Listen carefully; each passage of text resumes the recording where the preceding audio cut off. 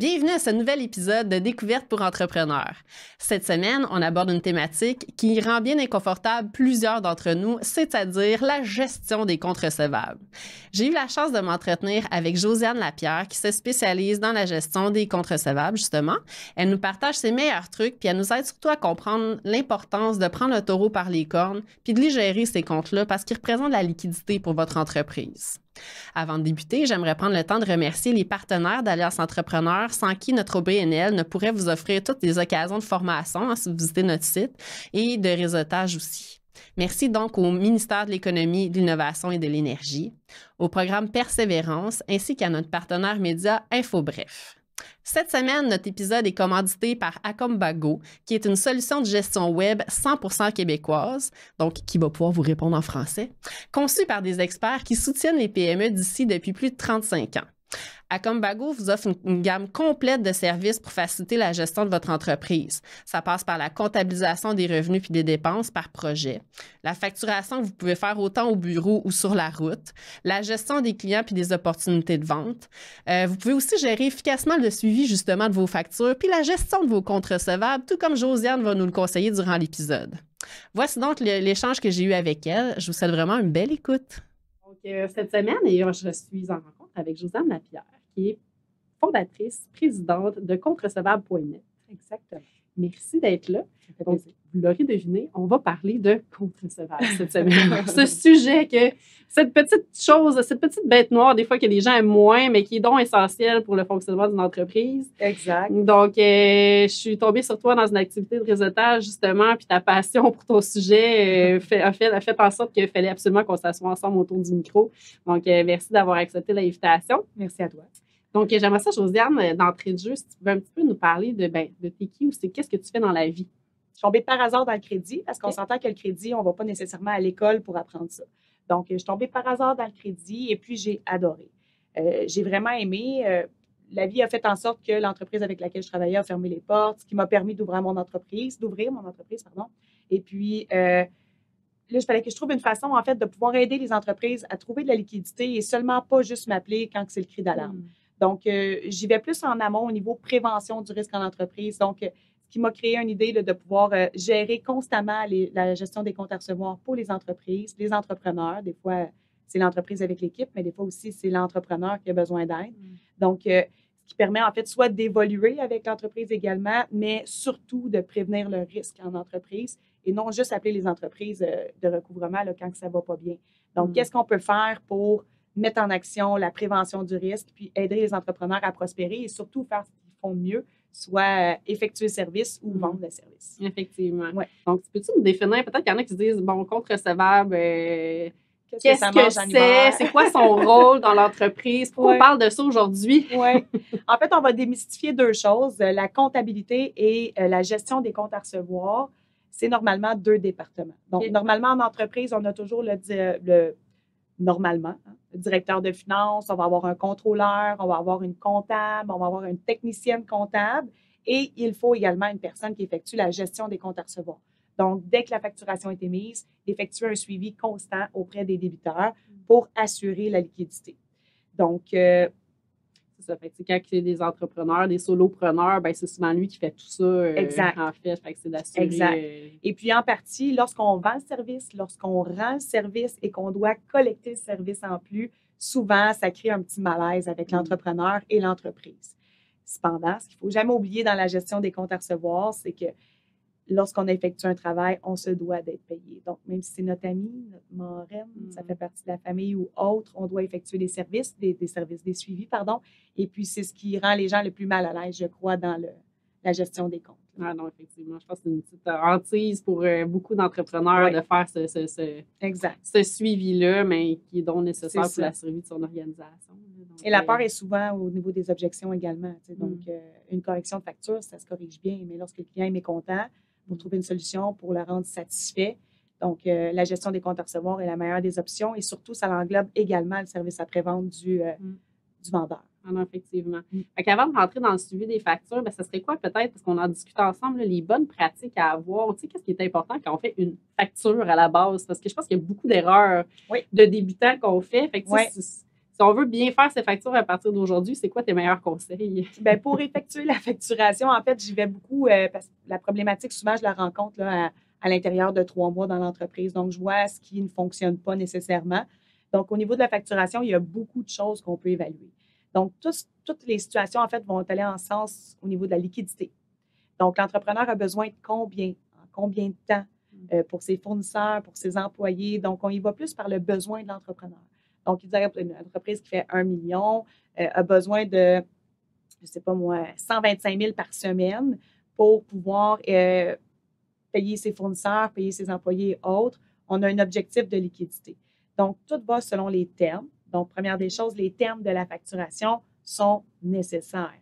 Donc, si les termes sont payables sur réception, quel est votre délai de grâce? Donc, quel est le délai que l'entrepreneur peut assumer que son client n'a pas payé? Et c'est souvent une contrainte en entreprise. Donc, tu sais, on a facturé hier, on aurait besoin de l'argent de demain, mais ce n'est pas la réalité. Donc, c'est à savoir quels sont les besoins réels de l'entrepreneur. Tu vas après ça par la suite au niveau de la conformité de la facturation. Donc, ne pas répéter les noms des doublons de factures, on en a beaucoup. Qu'est-ce qu'on peut faire pour améliorer la facturation? On peut également avoir des dépôts, on peut faire de la facturation progressive, on peut modifier les termes, on peut avoir des accords. Tu sais, il y a beaucoup de solutions qu'on peut faire en entreprise pour améliorer le processus, mais tout ça est en fonction des liquidités, pas nécessairement de la facture, mais plus des liquidités. Besoin que l'entrepreneur a. Exact. Fait qu'on se met une structure sur comment faire une facture. Par contre, ce qu'on fait, c'est on joue plus avec les liquidités. Donc, à savoir, ben, dans quel délai, en combien de temps, le besoin nécessaire, qu'est-ce qu'on peut faire pour améliorer? Est-ce que les factures qui sont payables sur réception, y a-t-il un prêt de main-d'œuvre? S'il y a un prêt de main-d'œuvre, mais quand on prête de la main-d'œuvre, à ce moment-là, ça doit être, moi, je crois que ça doit être payable sur réception parce que on ne se le cachera pas en tant qu'entrepreneur, on a tous des DAS à payer. Les payes, il faut qu'ils partent à tous les jeudis. Donc, la liquidité, il faut qu'elle soit constante. À ce moment-là, qu'est-ce qu'on peut faire dans ce sens-là? Est-ce qu'on va mettre des ouvertures de compte? Est-ce qu'on instaure des limites de crédit en entreprise pour assurer la liquidité constante? Est-ce que, tu sais, il y a plusieurs solutions qu'on peut mettre en place, mais tout ça, on peut savoir seulement que si on a effectué la gestion des comptes à recevoir. Donc, à ce moment-là, bien, ça améliore un processus, puis ça garde une liquidité constante. Déjà, à la base, je pense qu'il y a même du monde peut-être qui nous écoute et qui n'ont pas de terme vraiment défini. Fait de s'assurer qu'on a un terme ou que le terme qu'on a mis ou qui est mis automatiquement sur notre facture, le délai que les gens ont pour payer, est-ce qu'il correspond à vos besoins? Si vous leur donnez 60 jours pour payer et que vous avez besoin de liquidité plus rapidement, ça peut déjà être une réflexion que les gens peuvent avoir de changer ça sur votre facturation. Et oui. Puis j'ai bien aimé le point que tu disais de réfléchir, OK, je le mets payable sur réception, mais c'est quoi le délai de grâce? Le délai, parce qu'effectivement, on s'entend, la personne ne paye pas toujours à la porte là, quand elle reçoit. Fait que c'est à partir de quand qu'on se met à, c'est ça, qu'on se met à appeler ou à insister un peu plus. Exact. Ça, c'est une réflexion que vous devez avoir. En tant peut-être à modifier aussi dans vos systèmes si votre délai de facturation. Merci. Votre terme, il est trop élevé, bien, rapprochez-le. Exact. Puis mettez-le clairement. Là. Je pense qu'effectivement, il y a, ce que moi-même, je n'avais pas fait dans mon entreprise, c'est qu'est-ce qui arrive si les gens ne payent pas. Le taux d'intérêt, qu'est-ce qui est de le mentionner. Ça exactement. Aussi, je pense que c'est important. Est-ce que vos babines suivent vos bottines? Je veux dire, on peut le marquer sur la facturation, 2 d'intérêt par mois. Cependant, c'est quand on l'applique. Donc, est-ce qu'on est gêné de l'appliquer? Est-ce qu'on l'applique ou non? Il y a plusieurs... on avait parlé aussi d'entrée de jeu là, au niveau des ouvertures de compte. On a aussi des cautions. On peut se protéger. Un client à quelques... Vous ne savez pas si vous avez confiance ou autre. On a su qu'il a déjà fait faillite. Est-ce qu'on met caution au dossier? On met, oui, la clause d'intérêt de 2 par mois, mais avez-vous ajouté la clause pénale de 25 supplémentaire, advenant à ce que ça soit parti dans une tierce partie, transféré dans une tierce partie? Donc, à ce moment-là, il y a plusieurs moyens de moyenner là, pour assurer, mais tout ça d'entrée de jeu, c'est quoi votre besoin nécessaire par semaine pour payer vos factures? Ouais, la question de base. La question qui tue. Donc, ça prend, oui, au moins un petit moment avec votre fiscaliste ou votre comptable à l'interne pour dire, OK, bon, c'est quoi mes besoins, moi, en tant qu'entrepreneur, moi, pour vivre aussi, qu'est-ce que j'ai besoin en tant qu'entrepreneur? Est-ce que je suis capable d'aller chercher des employés supplémentaires? Donc, tu sais, puis, ce qui est le fun, c'est que le crédit puis les ventes vont ensemble.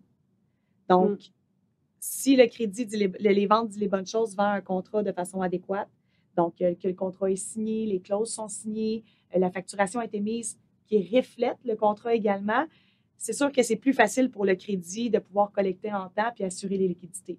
Mais le but de notre objectif, en fait, nous autres, en tant que impartition, en gestion des comptes à recevoir, c'est oui, assurer les liquidités, mais aussi regarder, OK, ben est-ce que tu vas dans ta marge de crédit? Combien ça te coûte ta marge de crédit? Est-ce que tu peux sauver ces sommes-là?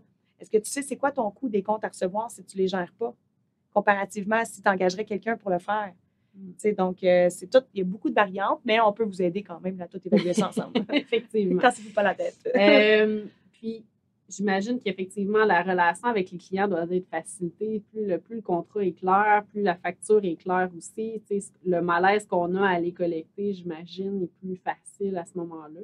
Oui. C'est défini. Mais chez nous, je ne mentirais pas, là, la clé simple du succès, c'est tout se dit, ça dépend comment on le dit. Donc, il n'y a pas de gêne non plus à dire, mais regardez, votre contrat reflète la facturation. Vous avez mentionné que vous paierez à 45 jours par dépôt direct.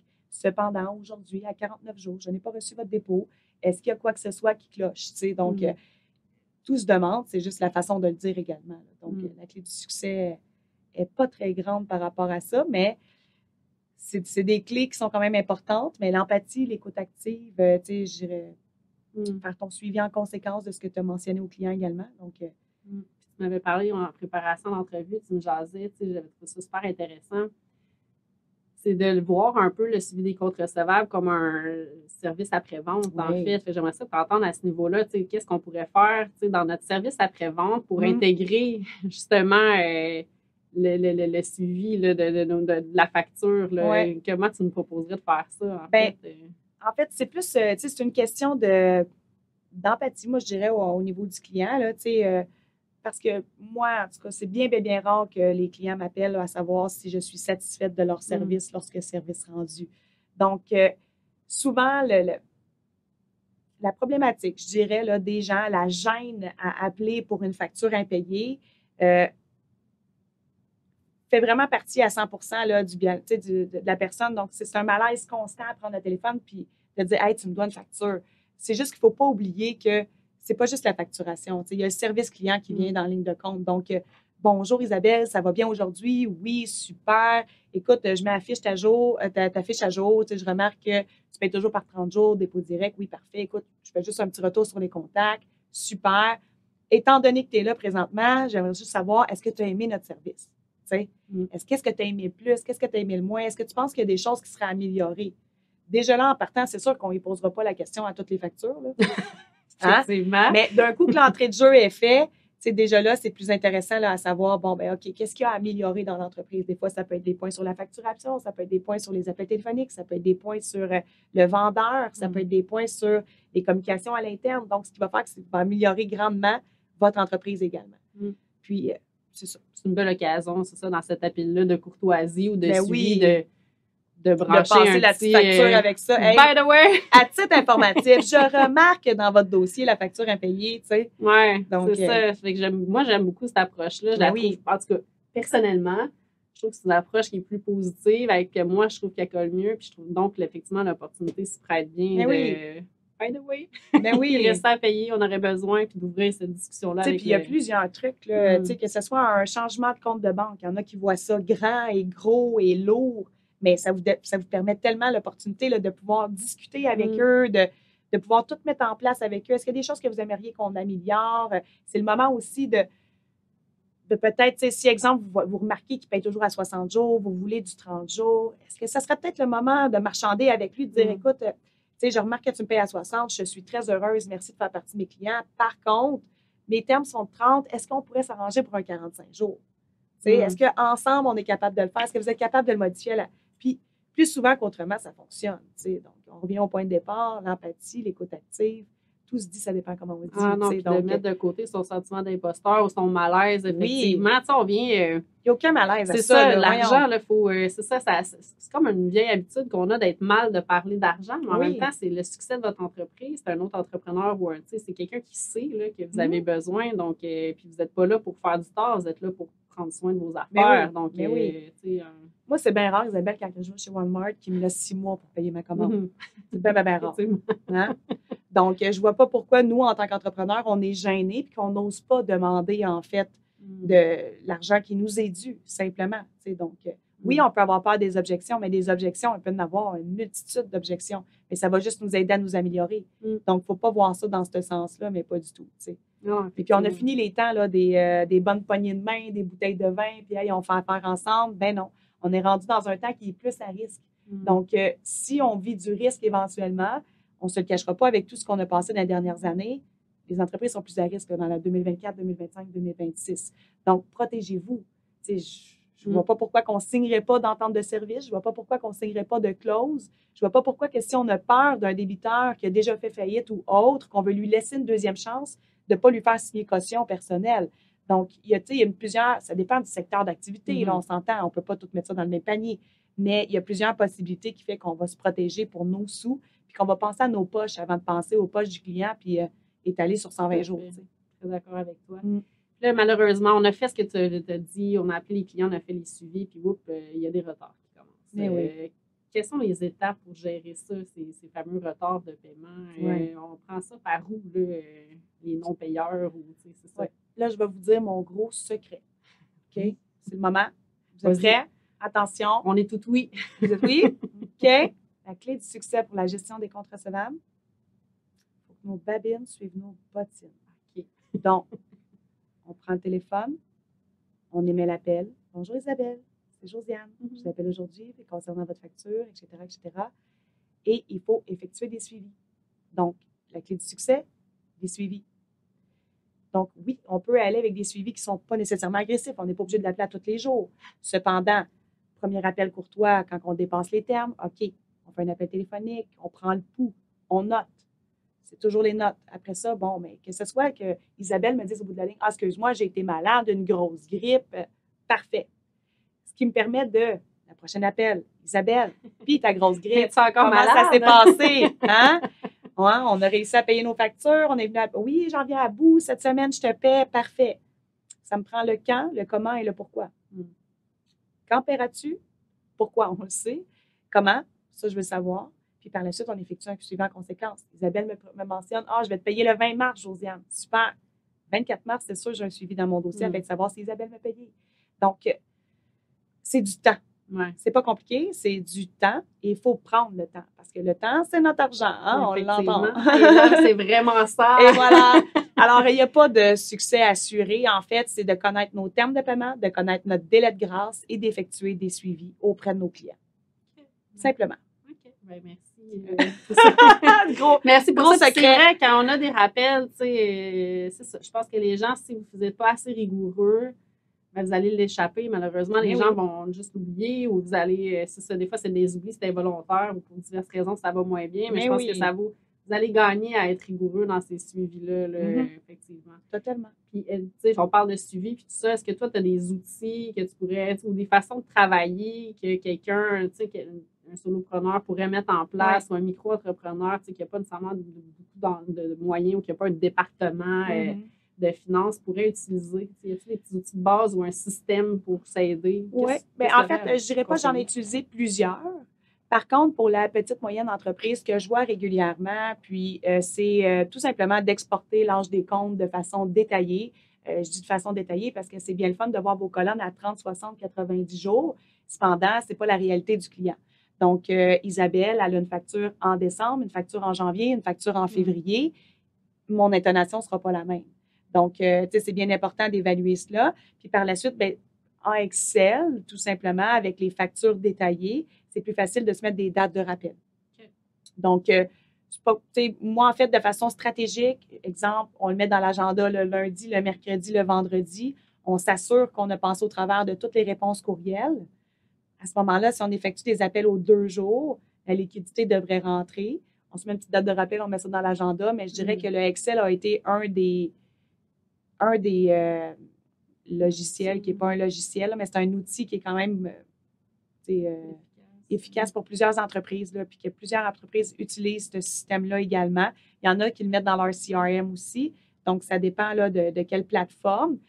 Moi, je ne vous mentirai pas que, on a créé notre plateforme à nous. Donc, c'est sûr qu'avec le temps, puis on la modifie constamment parce que les temps changent. Donc, on n'a pas le choix. On a des outils, nous, qui sont quand même assez nécessaires à l'entreprise, mais pour un entrepreneur seul, je recommande le Excel, là, mettre dans l'agenda simplement. Vous travaillez avec QuickBooks, bien, instaurez vos rappels, faites-le de façon intelligente. On a tous les outils de facturation là, qui nous permettent d'envoyer des rappels et autres. Fait que si dans votre agenda, vous mettez, exemple, les lundis, mercredis, vendredis, les appels téléphoniques, puis le reste se fait automatiquement via votre système de données, ça peut se faire aussi. Puis est-ce que tu as dit un mot, ça m'a mis sur une question. Tu sais, moi, j'aime moins prendre le téléphone dans la vie. Je suis plus du type courriel. Est-ce que c'est une bonne pratique d'essayer de faire du recouvrement par courriel parce qu'on est gêné de prendre le téléphone? Ça n'a pas le même taux de succès. Ça n'a pas le même taux. Souvent, plusieurs personnes, puis ils font ça aussi le vendredi après-midi quand on est tanné. Un beau petit vendredi, un petit rappel de courriel pour une facture impayée. C'est bien rare, ça marche. Ben rare. Non, je ne mentirais pas. Le téléphone est vraiment primordial. C'est vrai que le courriel, c'est facile de dire qu'on l'a poursu. Ben oui. C'est ça. Puis là, il était tombé dans mes courriels. Puis là, il y a les accusés de réception aussi qui peuvent nous aider. Est-ce qu'il nous ment ou il ne nous ment pas? QuickBooks, je l'aime beaucoup pour ça aussi parce qu'on voit le nombre de fois que la personne a ouvert la facture. Vrai, hein? Vous ne l'avez pas reçu, pourtant vous l'avez ouvert 48 fois. Donc, tu sais. OK. Mais si je comprends bien, je suis dans mon entreprise présentement. Premier devoir, est-ce que j'ai un contrat de service qui est bien fait, qui donne des termes, premier conseil. Deuxième conseil, de regarder notre facture, les termes, c'est quoi? Deuxième conseil, ce serait la liquidité peut-être. La liquidité, oui, la gestion, de réfléchir, quels sont vos besoins financiers. Hebdomadaires. À chaque semaine, qu'est-ce que vous avez besoin comme argent pour arriver? Puis après ça, de réfléchir aux factures avec les termes. Les délais de grâce. Oui, exact. Donc, c'est le premier devoir que tout le monde pourrait faire. Assurez-vous, regardez donc vos liquidités. Ça fait longtemps que vous n'avez pas réfléchi à ça. Là. Si vous avez des difficultés, là, qu'est-ce qui se passe? Puis la première problématique provient toujours de la facture. Donc, on ne se le cachera pas. Si vous avez une structure, une procédure de comment faire une facture, aussi simple que ce soit, c'est juste que faut que ça soit toujours noté à la même place. Donc, éviter les doublons, faire une recherche. Est-ce que Isabelle Meilleur était déjà une fois dans mon entreprise? Est-ce que j'ai Isabelle Meilleur avec I majuscule, M majuscule, un I majuscule, un M minuscule, I majuscule, M minuscule avec un Inc. Fait que finalement, j'en ai 48, Isabelle, dans mon dossier. Donc là, ça ne donne pas la vraie réalité de l'entreprise. Donc, on essaie d'éviter les doublons de clients pour que ça évite également des doublons de facturation. Parce qu'on peut faire une facture dans Isabelle 1, après ça, on va faire facture dans Isabelle 2.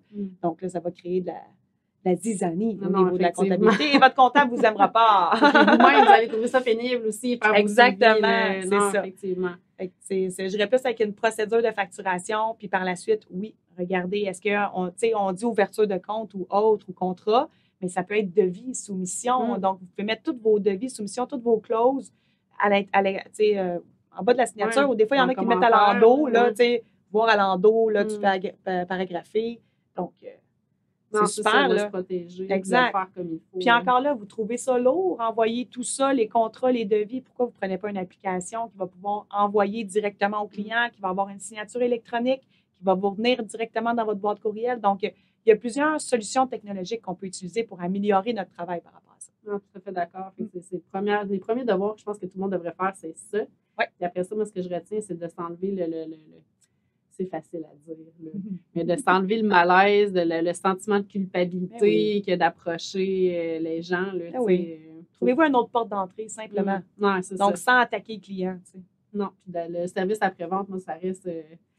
J'en ai plus à faire des suivis de facturation, mais ça a été mon ouverture, effectivement, de suivi après-vente, je veux dire. Donc, servez-vous de ça si vous êtes mal à l'aise. Prenez le téléphone parce que malheureusement, j'ai bien essayé par courriel, mais c'est pas ce qui est recommandé. Exactement. C'est pas efficace.